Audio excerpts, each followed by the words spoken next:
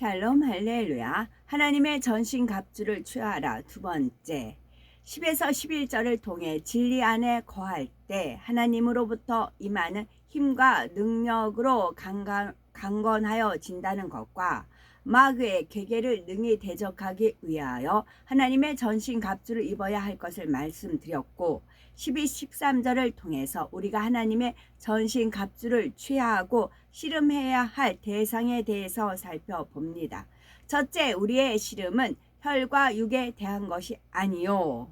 에베소서 6장 12절은 하나님의 전신 갑주를 입고 씨름해야 할 구체적인 대상에 대해서 설명하고 있습니다. 우리의 씨름은 혈과 육에 대한 것이 아니요 라고 했는데, 오늘날 세상 사람들은 대부분 혈과 육에 대한 씨름을 하지요. 여기서 혈과 육이란 이 땅에서 썩어지고 사라질 모든 것으로서 구체적으로는 물질이나 의식주에 관련된 모든 것, 명예와 권세와 지위 등을 말합니다. 먼저 혈이란 피를 피하며 육체의 생명은 먼저 혈이란 피를 말하며 육체의 생명은 피에 있음이라는 말씀대로 피는 곧 생명을 뜻합니다. 그런데 오늘날 사람들에게 있어 피, 곧 생명처럼 여겨지는 것은 바로 물질이지요. 좁은 의미로는 돈이며 넓은 의미로는 돈으로 할 수 있는 의식주에 관련된 모든 것을 말하지요.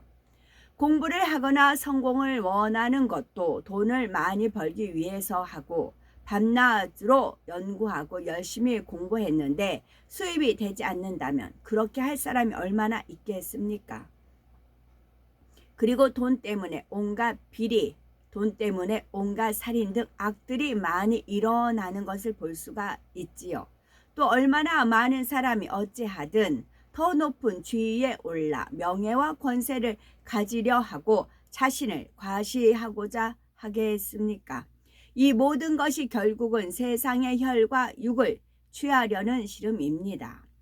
다음으로 육은 영과 반대로 변질되고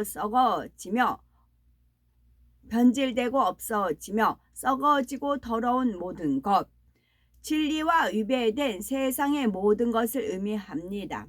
세상에서 더 높아지고 인정받아 자신을 드러내고자 하는 것, 더 좋은 것을 먹고 입고 소유하며 자랑하고자 하는 모습이 다 육입니다. 대부분의 인생들은 이런 썩어질 육을 위해 살아갑니다. 천국 소망이 없고 구원의 믿음이 없기 때문이지요. 하지만 혈과 육에 대해 열심히 씨름하여 남는 것은 무엇일까요? 최고의 부귀영화를 누렸다고 할 수 있는 솔로몬 왕도 말년에 자신의 삶을 돌아보며 헛되고 헛되며 헛되고 헛되니 모든 것이 헛되도다 고백을 했습니다. 육의 것은 취하고 욕심을 부려도 만족함이 없습니다. 설령 원하는 것을 다 얻었다 해도 그 결과는 헛된 것임을 알아야 하지요. 두 번째, 정사와 권세와 이 어둠의 세상 주관자들과 하늘에 있는 악의 영들에 대함이라 하였습니다. 혈과 육으로는 하나님의 나라를 위협으로 받을 수가 없습니다.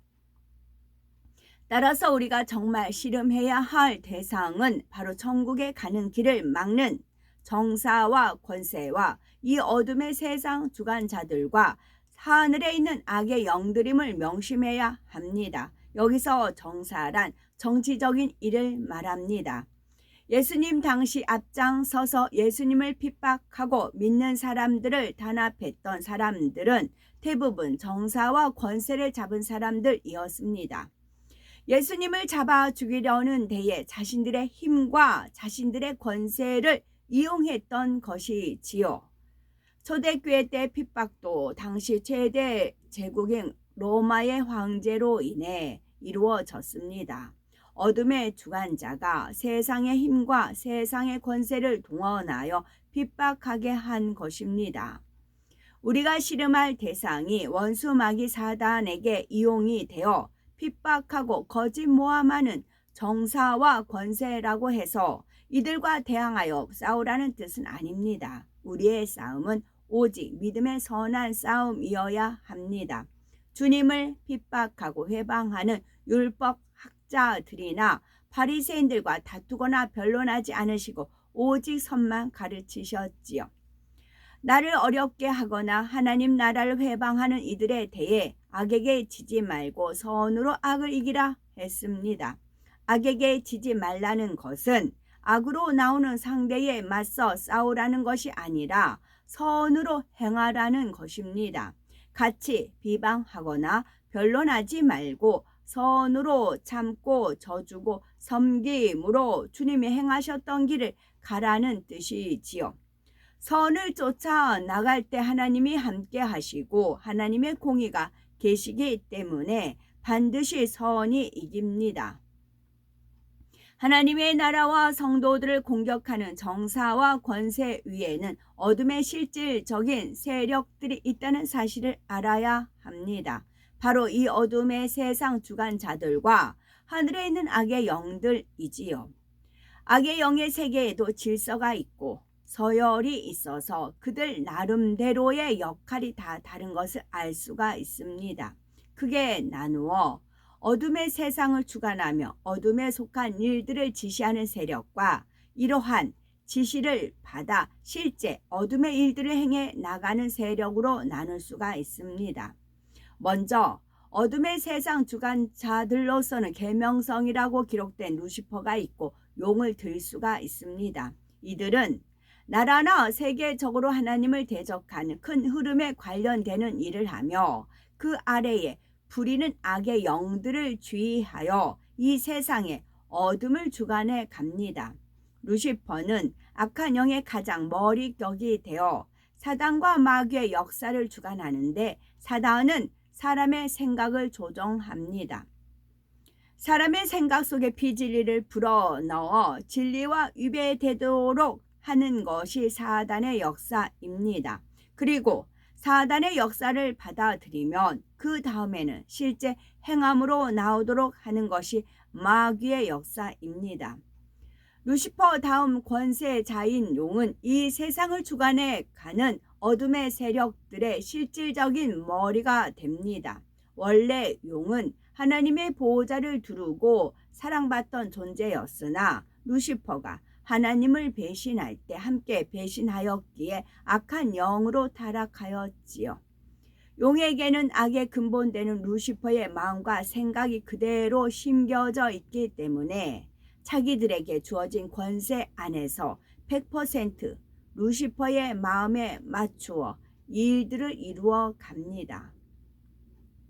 용은 악한 영의 군대 장관 격으로 악의 영들에게 지시하여 이 땅에 여러 가지 어둠의 일을 행해 갑니다. 용의 지시를 받은 그의 사자들은 자신의 마음을 닮은 어둠에 속한 사람들에게 역사하여 온갖 불의와 불법 등을 행하게 만들지요. 구체적으로 살펴보면 용의 사자들은 사람들이 짐승의 행위를 하게 합니다.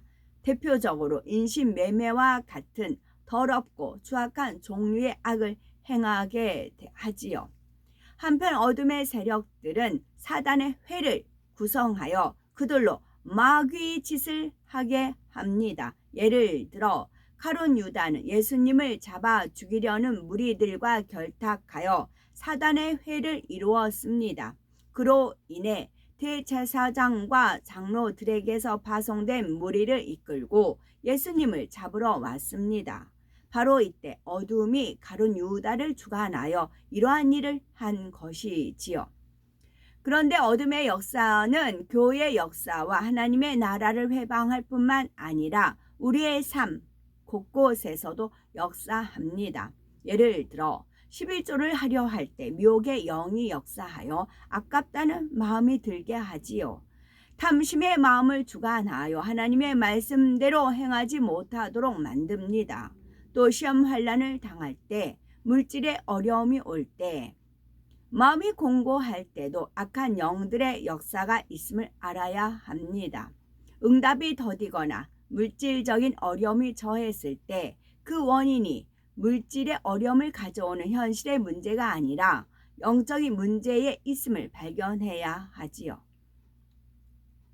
예를 들어 하나님께 충성하다 물질의 복을 받고 나니 안일해지거나 기도도 쉬고 열심도 식어지니 어려움이 올 수밖에 없는 것입니다. 어둠의 주관자가 진리를 쫓지 않은 사람에게 어려움을 가져다 준 것입니다. 그러니 영적인 문제는 영적으로 풀어야 됩니다. 바로 하나님과의 막힌 담을 헐어야 하는 것이지요. 원수마귀 사단에게 올모 잡힐 일을 하지 않아야 하는 것이지요. 이처럼 우리의 씨름은 눈에 보이지 아니하는 영계의 싸움임을 알아야 합니다. 이 영의 세계에서 씨름의 승패에 따라 보이는 육의 세계에서도 승패도 좌우되는 것이지요. 전도나 영혼 관리에서도 그렇습니다. 새 신자를 등록시키려 하거나 막 등록을 시켜 놓았을 때 주변을 통해 여러 방해가 있는 것을 볼 수가 있습니다. 다음 주에는 교회에 오겠다고 했는데 그 주가 되면 가족에 문제가 생겨서 못 온다고 합니다. 한 사람이라도 더 천국 백성이 되는 것을 막으려는 원수 마귀 사단의 괴계이지요. 따라서 이러한 어둠의 세력을 물리치기 위해서 전도자나 일꾼들이 작정 기도나 금식으로 영적인 도움을 준다면 믿음 약한 이들이라 해도 승리할 수가 있습니다. 세 번째, 그러므로 하나님의 전신갑주를 취하라. 이는 악한 날에 너희를 능히 대적하고 모든 일을 행한 후에 서기 위함이라. 우리가 하나님의 전신갑주를 취해야 하는 이유를 다시 한번 설명하고 있지요. 여기서 악한 날이란 원수 마귀 사단이 권세를 잡고 이 땅에서 어둠을 주관해 가는 날을 말합니다. 다시 말해 어둠의 세력들이 공중권세 잡은 그날부터 주님께서 다시 오실 때까지의 시간을 말하지요. 아무리 세상이 칠흑처럼 어둡고 악해도 분명 때가 되면 원수 마귀 사단의 권세는 끝이 나고 우리 앞에는 영원한 행복의 날이 기다립니다. 예수님께서 군대 귀신을 물리치실 때 귀신이 아직 우리 때가 다 되지 않았는데 우리를 괴롭힙니까? 라는 표현을 합니다. 어둠도 자신들이 어둠의 세력 사람들을 주관하고 이 세상에서 권세 잡을 시간이 한정적인 것을 압니다. 그날이 얼마 남지 않았음을 알기에 마지막이 가까울수록 더욱 악을 바라지요.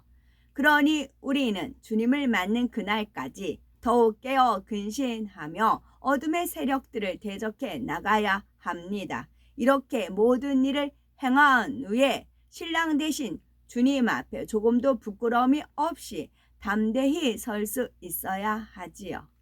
또한 모든 일이란 원수마귀 사단을 대적하고 이기며 행하는 모든 것을 의미합니다. 개인적으로는 죄와의 싸움에서 이김으로써 이뤘던 하나님의 형상을 회복하는 것이며 크게는 하나님의 나라를 확장시키기 위해 어둠의 세력과의 싸움에서 이기며 충성하게 나가는 것을 말합니다. 어느 것에도 부족됨이 없이 모든 일을 행하여 담대히 주님 품에 안길 수 있는 우리가 되셔야 되겠지요. 혹여 죄를 버리고 선과 사랑으로 희생하고 양보하는 것이 힘들다고 변화를 멈춰서는 안 됩니다. 항상 진리로 자신을 비춰보며 악은 모양이라도 버리고자 힘써야 합니다. 그리하여 영과 온영 더 나아가 하나님을 닮은 선과 사랑의 사람이 되며 힘써 충성함으로 주님께서 잘했다 칭찬해 주시는 우리가 되셔야 되겠죠. 아멘.